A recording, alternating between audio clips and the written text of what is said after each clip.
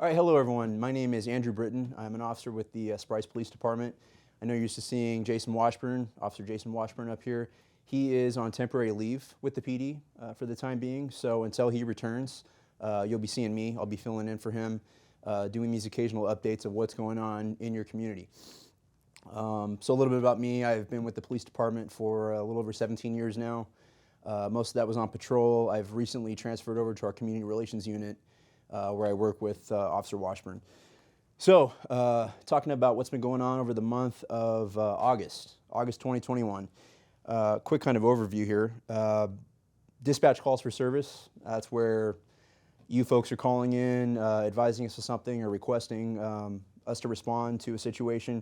We had 105 dispatch calls for service in August. We had 8 directed patrols. A directed patrol is when an officer will drive through the area and is specifically looking for anything amiss, anything suspicious. And we had 1 officer do a walking patrol over the month. So I imagine that was probably someone graveyards or our second shift where it's a little cooler because I don't know who wants to be walking around in the daytime in August. So there was 107 traffic stops. Amongst that, I don't have the breakdown of how many of those were tickets and how many were verbal warnings. But traffic stops are traffic stops. It's a deterrent nonetheless for bad driving, so that's good.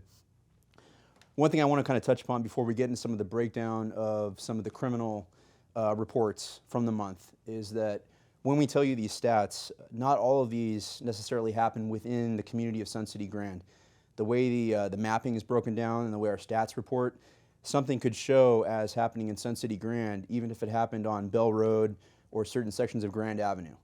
Okay, so the businesses off of Grand and Reams, Grand and Litchfield, places like that will show up on the map as Sun City Grand. So sometimes it may look like things are a little bit crazier than they may actually be. So I'll go through and I'll break down when I go through each of these different categories what is actually occurring in Sun City Grand and what is not. So starting off with burglaries, which is always a concern. Property crime is probably one of the primary concerns we have in Surprise. That's one of our higher areas of concern. We're a very safe city, but you can be a very safe city and also have to deal with theft and things like that that are not unique to Surprise. It's happens constantly across the valley, and it's it's not isolated to here. But that is one of our things. But we had 6 burglaries in the month of August. Now, 2 of these were from a storage unit that is not within Sun City Grand. So that's, stuff's gonna happen. It's not good, it's not okay, but it wasn't from the community itself. One of those was a burglary from a parked vehicle in front of a business off of Grand Avenue. I believe that was the hotel there off of Parkview and Grand, where it was an unlocked vehicle, which that's one of our common themes is burglaries from vehicles. And I'll tell you from some perspective of someone that's recently come over from patrol, I can't tell you the last time I took a report on a smash and grab burglary from a vehicle. It's always unlocked vehicles. So take that for what you will. Lock your car doors. Please don't leave your valuables in your car, but if for some reason you want to, I don't know why you would want to do that, but if you do, please make sure and lock your doors because that is almost a guarantee that you will not be victimized. You will not be the victim of a burglary if your car doors are locked. So that coupled with not leaving valuables in plain sight, and you're going to be good. One of those burglaries was from an ADOT storage yard, so again, not within the community. And then 2 were from residences in Sun City Grand. So 2 out of the 6, that's not actually bad, but still 2 too many. However, those were both unforced entry, meaning the suspect did not smash a window or kick a door. They were able to make entry into the residence without using force, which means either a door got left unlocked or a garage door left open, something of that nature. So kind of circling back to what we're talking about with cars, by making sure your residence is always secured before you leave or when you come in for the day or for the evening, that's going to go a long way to stopping that kind of thing. We did have 1 incident of disorderly conduct, a domestic violence disorderly conduct. No one was injured, and 1 person was charged by long form. That means that the person was not taken into custody. The charges were written up and submitted to the city court.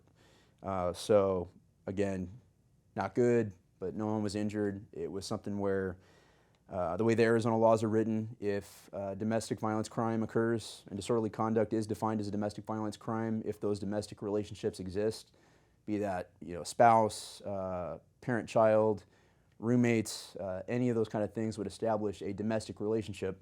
The law basically states that if a crime that falls under that domestic violence umbrella occurs, we have to charge the offender if we establish the probable cause that happened. So that's what happened there. It may have been something where it was maybe not even that big of a deal, but because those criteria were met, the officer that responded did have to take action.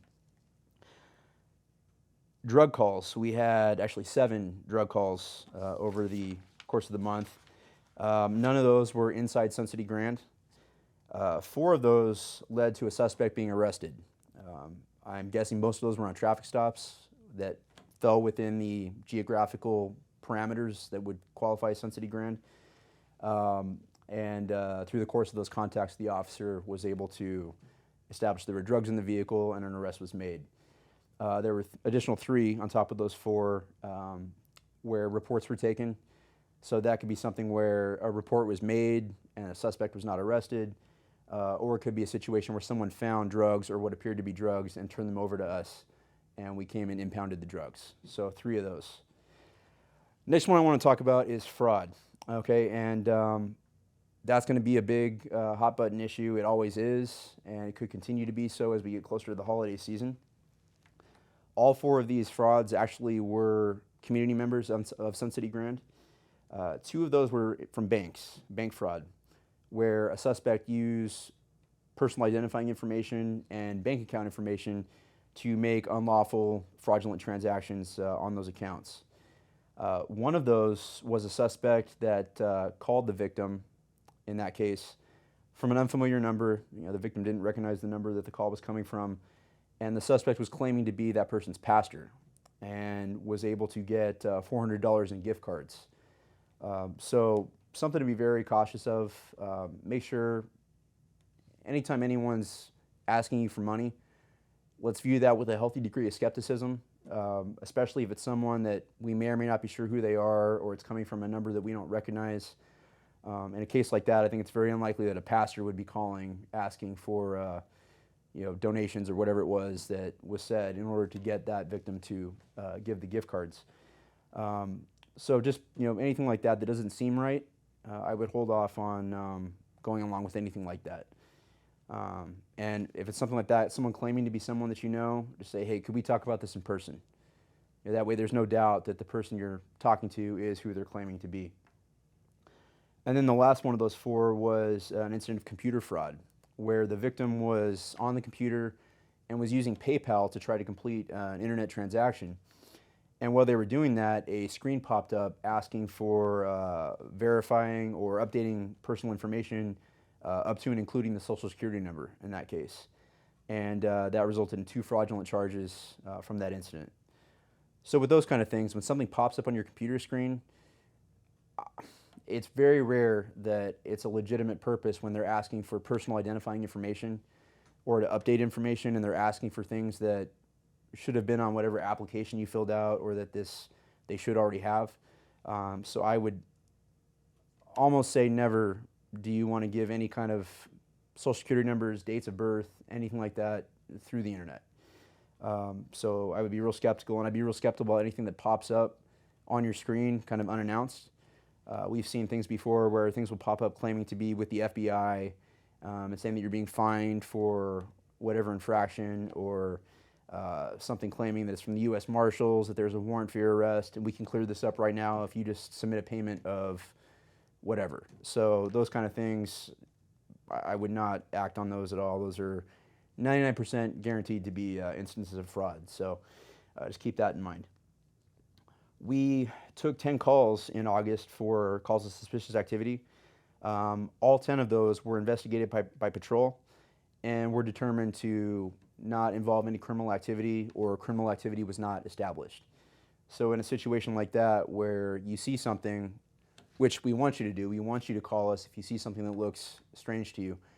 We'd rather have you call us and let us make that determination rather than you write it off and say, oh, well, it's probably nothing, and then it does turn out to be something. We can come out, investigate it, clear it, no harm, no foul. But if we're not made aware of it and something happens, now we're dealing with someone being the victim of a crime. So please do call. But in an instance where an officer is called out to investigate a report of suspicious activity, we will respond, we'll contact whoever the person that's being called about is, and if there is criminal activity determined, if it is someone that's doing something illegal or it is suspicious, then that's going to go a different route other than it being coded as a suspicious activity. So that's good that we were able to respond and verify that those were nothing that we needed to be worried about. We had 5 calls of suspicious persons, which a call can be either coded as a suspicious person or suspicious activity. So in this case, 5 calls of suspicious people. 2 of those were located by the officer that responded and were determined not to be involved in any criminal activity or suspicious activity. And then there were 3 that patrol was unable to locate. That could be just because of a delay in response time. Obviously, we can get very busy sometimes with calls for service. And if there's a traffic accident blocking an intersection, that's going to tie up officers for quite a while. So things like that could cause a delay in response time. But in that instance, there were 3 suspects that were called on that officers were not able to contact by the time they responded. We had 1 call of a suspicious vehicle where a vehicle was unattended apparently for a period of time. In that case, the vehicle is what we call red tagged, which basically means the officer responds and determines that, yeah, the vehicle is either parked illegally or it is appearing to be abandoned, whatever the case may be. We will actually put a tag on the vehicle that gives a notice for 72 hours for whoever owns the vehicle to remove it. And if the vehicle is not removed within that 72 hours, if it's still there, an officer can respond and can have the vehicle towed at that time. So I don't know if that vehicle ended up being towed or not, but when we responded, the vehicle was tagged. So more likely than not, the owner of the vehicle saw that the vehicle had been tagged and moved the vehicle. And then lastly, for the month, we had 2 thefts. One of those thefts was tied to the burglary that we mentioned under the burglaries at the ADOT yard. So really it shows up as a theft, but it, in my mind, doesn't really count as one because it's tied to another crime that was already reported. And then one was an instance of stolen packages off the front porch. And luckily, in that case, surveillance cameras did catch the crime occurring and the suspect that committed the crime. Which brings up a good point. If anyone out there listening does not have like a Ring camera or any kind of external home camera systems, I would strongly encourage you to get one. That way, if there is something that happens to your home or someone steals a package, especially with the holidays coming up, you're probably going to have Amazon packages just stacking up on your porch. I know we all are. I mean, that's just the way it goes now. Much better to be able to call and make that report if something does turn up missing, and us to be able to have footage of the crime occurring and who this person is versus not knowing that. So the more information we have when we take that report, as far as a suspect description, a suspect vehicle, that all builds the case for us and increases the chances that we can actually solve that crime and get restitution, get justice for the victim. So they're very affordable now, these camera systems. It used to be they were a little pricey. Now there's all kinds of price ranges, and you can get a pretty decent system now for an affordable price. So I would encourage you to look into that. You can get them at Home Depot, Best Buy. Any place like that is going to have some options that you could look at. So strongly encouraged if you would want to go that route. And then lastly, we had some questions come in that we wanted to address. And some of these there were multiple questions that kind of covered the same general subject, so we'll kind of lump those in together, but kind of go over them here. The first one was asked, does the Surprise Police Department ever radar for speeders or watch for people that just drive right through stop signs? And the answer to that question is yes. We have our patrol officers who are, whenever they're not on call for service, are looking to enforce traffic laws, and then we have a dedicated traffic services unit that will set up in problem areas, and they will run radar. They will use what's called LiDAR, is another technology we have, where instead of the radar using sound waves, it's actually a laser beam that can get a very accurate speed reading, so they can do that. And we also watch, obviously, for stop sign violations, because that is a very dangerous traffic offense. When you roll through a stop sign and roll into a crosswalk or something like that, where someone could be crossing or riding a bike across. So we do enforce that. And if there's an area in your neighborhood near your home or one that you're familiar with that you're seeing constant violations, feel free to reach out to the police department. You can go on the website for the PD and email us. I'm one of the officers that handle those email responses. We will pass those on to our traffic services unit so they're aware, so they can make arrangements to go out there and kind of enforce those hot spots for traffic violations. So in answer to the question, yes, we do, and feel free to advise us where you feel that we need to be. You guys are our eyes and ears. You know, we are covering a whole city, whereas you're in your neighborhood every day. You know what's going on, you know what's happening, what's normal, what's not normal. So we really do count on you for a lot of that information. So don't hesitate to contact us or call us for traffic stuff or anything at all that you think we need to be made aware of. Next question. If there is an obviously rabid animal in my backyard and I can safely put it down without endangering any of my neighbors, is the city of Surprise going to arrest me for discharging a firearm? I don't think it's likely that you would be arrested for discharging a firearm in that matter. But with that said, I would strongly encourage you not to choose to handle it that way, if at all avoidable. Obviously, I'm never going to tell you that you can't defend yourself or someone else. If someone else is in a situation where they're being threatened by a person or an animal, it really doesn't matter. If there's a threat to someone, that's within the grounds to defend. But with that said, if it's a situation where you see an animal that appears to be rabid and it's not actively threatening someone, I would strongly encourage you to call us prior and let us come out and deal with that. We have animal control officers that deal with that kind of thing. And that's probably the way we'd want to go with that. So again, I'm not going to encourage anyone to discharge a firearm at a rabid animal. If an animal needs to be dispatched, we can do that, and that takes any liability away from you. So again, please just reach out to us. What is the authority and responsibility of the Citizens Patrol versus the Surprise Police Department? Citizens Patrol is not, they're not sworn police officers. They're not certified by the state of Arizona and given peace officer authority and powers, police powers. What they do have authority to do on behalf of the department is pretty much limited to going out and enforcing parking violations. So issuing parking citations. You know, if someone's parked in a handicap parking spot without a handicap placard, they can issue a citation for that. A vehicle's parked blocking a driveway or on the wrong side of the road, they can issue parking citations. So that's pretty much where their authority ends. And obviously police officers with regards to authority have full police powers. As far as responsibility of the Citizens Patrol, they are tasked with going out patrolling the neighborhoods, much like what police are. They're looking for suspicious activities. They might be looking for open doors in a neighborhood, see if someone's left a residence unsecure. In which case they would contact dispatch, and dispatch would have an officer respond and then check the residence if need be. Just kind of more eyes and ears out there on the road. They will also help us with traffic situations. If we have a traffic accident where roadway needs to be blocked off, they can help us with that since they have marked vehicles with the lights and sirens. So that's kind of their responsibilities.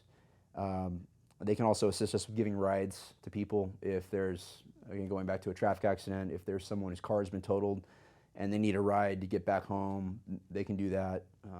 Anything like that falls within the purview of what they do. So hopefully that covers that. My husband and I use our cell phones for all calls, and our phones have our Idaho cell phone numbers. If we call 911 on our cell phones, will the call go to a Surprise AZ dispatcher or an Idaho dispatcher? And the answer is it would go to a Surprise dispatcher. Basically, the way cell phones work is because they're operating off of satellites, the satellite will route the call to the nearest 911 operator. So no, there's no worries about if your phone is in a different area code, it's not going to contact a dispatcher, and whatever area code that is, it's going to contact the dispatcher closest to where you're at. So no worries there. So that's all I have for this month as far as crime stats and questions. Again, like I said, I'm going to be covering for Officer Washburn for the foreseeable future. We are hoping he's back soon, and we're anticipating that he will be. But in the meantime, if you do want to get a hold of me, easiest way to do that is through email. I'm almost never at my desk, so I wouldn't want to give you my desk number.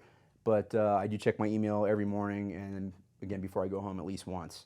So my email address is going to be andrew.brittin@surpriseaz.gov. That's Andrew, common spelling, .brittin surpriseaz.gov. So feel free to reach out to me with any questions. Obviously, it's a matter that needs to be addressed right away, like a call for service. Please call dispatch. But anything else, feel free to reach out to me. All right? Thank you.